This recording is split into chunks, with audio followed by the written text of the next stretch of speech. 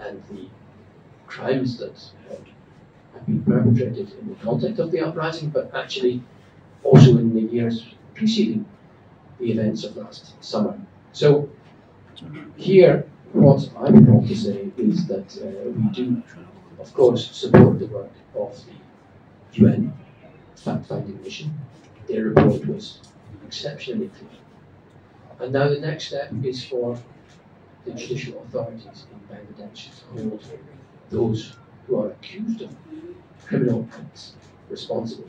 So there has to be accountability. And I think when I look at the situation here, and I look ahead to the next stage of the political transition, I think if an individual is accused of a serious crime, there should be evidence.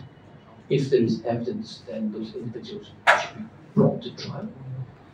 If there is a trial, it should not be with undue delay, and it should not be on the basis of charges which are imprecise. It should be according to what I would consider to be very clear standards that should apply in all judiciaries. And that is the way I hope that Bangladesh will deal with the challenges of the recent period, which you have gone through, and these have been very terrible crimes that have been perpetrated.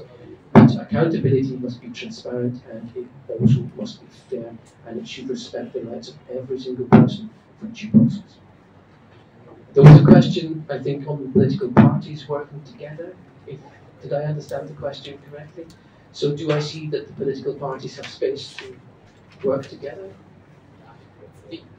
So I think it is a very good question, because the political parties are, in this period of political transition, very supportive of the interim government, but also looking to see how they can maximize their political support, create a bit of elbow room in the context of democratic elections, which will take place sooner or later. So there is maybe not a tension between these two issues, but of course you see that different voices in the political parties